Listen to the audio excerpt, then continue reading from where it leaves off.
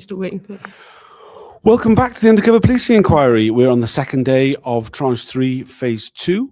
Today we'll be hearing from Monica, not her real name, pseudonym, one of the women who was deceived into a long-term intimate relationship by the undercover officer, Jim Boyling. She was an activist with Reclaim the Streets, many other things. I'm joined by Carolyn from the Campaign Opposing Police Surveillance. And also one of the Reclaim the Streets co-participants. Yes. It's been a while since you've been at the inquiry. Yes, I've been following it, trying to follow it online, which is always a challenge. Just as bad as it was before, really. I mean, yeah, there's it continues to be challenging.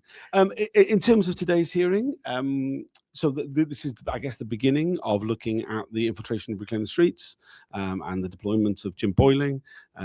There's a lot of things about Monica's personal deception that I'm sure we'll be getting into in a lot of detail. Is there anything you want to kind of preview about what might we be hearing today?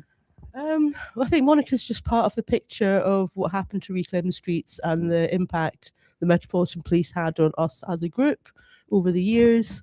And unfortunately, the way this inquiry's been set up and it's running, I think what we're going to get is a very shallow look at what happened to Reclaim the Streets, because they haven't really called very many witnesses. They've asked us to produce a group statement, but they haven't disclosed to us all the documents which mention us or Reclaim the Streets or actions or demonstrations or events that Reclaim the Streets were heavily involved in. So, for example, we now know that there are documents about June 18th which has been disclosed to other people but have not been disclosed to us. I mean, this is a regular problem with the inquiry, and we saw only yesterday a number of the documents that were shown on screen that related to the spying that Carlos Araki did on Joe Batty, like explicitly referenced Dave Smith, explicitly referenced Dan Gilman. Both those men didn't get that information in the disclosure. So there's disclosure which mentions people and in some detail. I mean, that wasn't disclosed to other co-participants. I mean, just really basic things. Yeah, very, very basic things. It seems like unless you're mentioned by full name, and the inquiry chooses to share the information with you, you won't get to see this, which is very different from our starting point as a campaign. At the very beginning of all of this, we were saying, just give us our files, just give us everything that mentions us. We can make sense of it. We can put two and two together. We can then tell the inquiry what these things mean. Because at the moment, they're not going to get to the bottom of what these things mean without our help. And we haven't been given enough information to really help them effectively. With Reclaim the Streets, there are obviously thousands of people who took part in Reclaim the Streets over the years when it existed, hundreds of whom were involved in making those street parties and those events happen in some way up and down the UK. Do you want a quick introduction to Reclaim the Streets for those who might not be familiar with it as a group? There's no quick way of introducing Reclaim the Streets.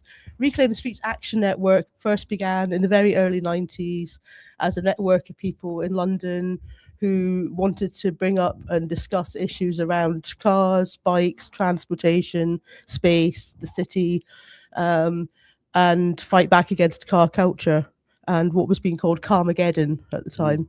And the first demos and actions were about, occupying Waterloo Bridge or visiting the London Motor Show and maybe visiting parts of London that were really heavily polluted by traffic, and trying to take space back and trying to show people that this is an alternative way of doing things, create space for people and pedestrians and cyclists and all the rest of it.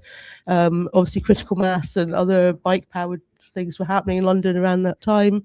And obviously, the No M11 Link Road campaign started off around that time. And that was people, including myself, who occupied houses and bits of land out in East London to try and prevent the building of a new link road motorway through those communities.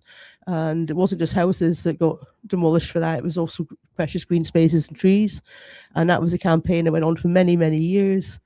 And I think some people might have heard about the occupation of one street in particular called Claremont Road, because that was one of the last streets to get evicted. But for the last few years of its life, it was a car-free space and put to very good use by the community that lived around it. When the No M11 Link Road campaign finally stopped because the road was being built, a lot of the activists who'd met and formed networks during that time came out of that and thought, let's revitalise Reclaim the Streets and use street parties very effectively. working with people with sound systems, and the whole generation that had grown up fighting back about the criminal justice bill and fighting for the right to party, to put on massive events. So there are some really good films which we're going to recommend and be tweeting about later today, which any of you can go and watch. So they'll give a much better picture and a flavour of what happened in those days. What is obvious to us from the disclosure we've had is that the police saw Reclaim the Streets as a threat, and we have at least 2 officers who explicitly infiltrated our organisation, and others who probably attended events or had passing infiltration with people associated with the movement. There's a lot of crossover between Reclaim the Streets and Earth First, though. For many years, Reclaim the Streets was kind of the de facto Earth First group for London, and a lot of us were really involved in making Earth First gatherings happen and being part of that wider network across the UK. Obviously, Earth First was heavily infiltrated, not just by the SDS, but by the other unit, the NPOYU, which we're due to hear about in Tranche 4. But Earth First hasn't been given co-participant status. So yet again, we've got that problem that there's documents not being disclosed, and we're not getting a chance to build up the picture. So with the witnesses that we were due to hear this week, originally we were due to hear from 2 women who Jim Boyling had deceived, Monica and Rosa. Rosa's not going to be giving evidence this week anymore. Monica still is. But we've only got 2 other witnesses who have been given half a day each to talk about their experiences. And we've tried to say to the inquiry, look, there's no way that any one person or any 2 people could possibly supply the information you might need about Reclaim the Streets, because, you need to find, a series of people to really cover all the different things that took place. We're not going to get that. And although Jim Boyling is being questioned for 4 days, that's 4 days of him spinning whatever stories he wants to spin. There's very little time given to us to say this is what happened. Our side of it. So Jim Boyling did deceive 3 women that we know of into long-term intimate relationships. Monica, who is giving evidence today; Rosa, who was meant to be giving evidence on Thursday, isn't now; and Ruth, who won't be giving evidence at all. Monica was a Reclaim the Streets activist. She was deceived into an intimate relationship by Jim Boyling in 1995-96. Her evidence will start from 10:10. There's a 10-minute delay, so we better go in and get ourselves ready for the hearing. Thanks for joining us. We'll do another video at the break, lunchtime, and in the afternoon breaks, and at the end of the day. Thanks for joining us. See you all in a bit. Thanks.